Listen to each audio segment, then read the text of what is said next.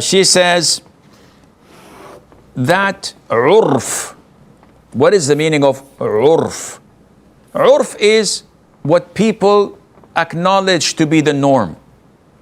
So urf in some countries is when someone comes in, everybody stands up to shake hands. This is urf.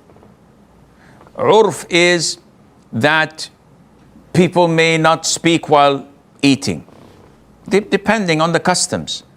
Urf is when a person proposes to a girl, he has to be accompanied by his father and his family, most likely, his uncles, his siblings, to make it presentable, not coming on his own. This is official. So these are part of the customs, of the traditions, of the norm. So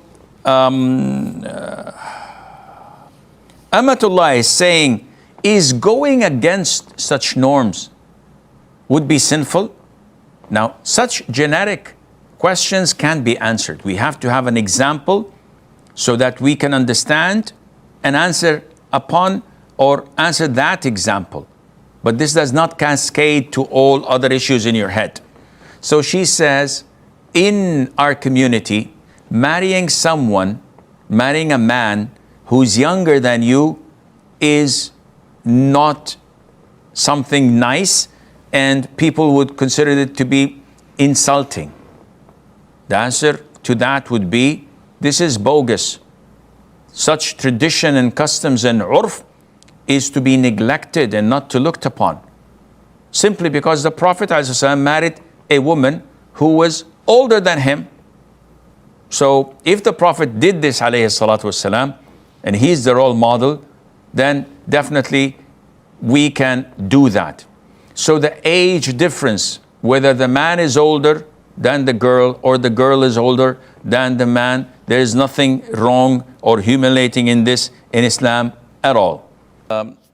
A sister says, can a woman wear perfume and a little makeup in front of a suitor during the initial marriage interview conducted by her wali?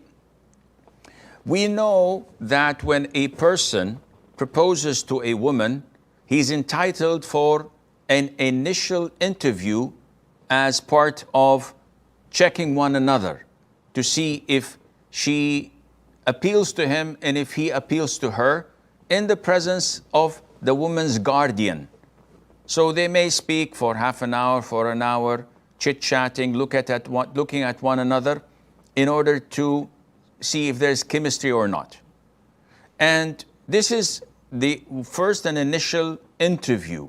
After that, either he proceeds in proposing and getting married, or he declines and changes his mind. And this is halal in Islam. However, this interview is not to enjoy, rather to check one another.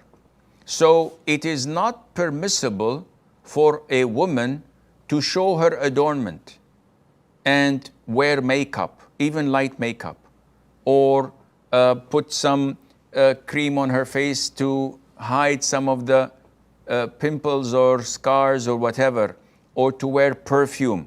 These are all prohibited because he's not halal for her.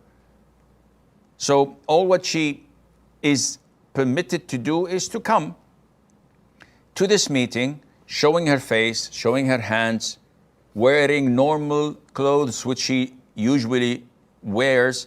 And some scholars say she can also expose her hair, and this is permissible insha'Allah, but not to adorn herself. Because even if she puts light makeup, the suitor may say after marriage, oh, this is not the one I saw. You didn't have this or that. But when he sees her for who she really is, after that, anything she does is considered to be a bonus and a plus, insha'Allah Azza wa Jal.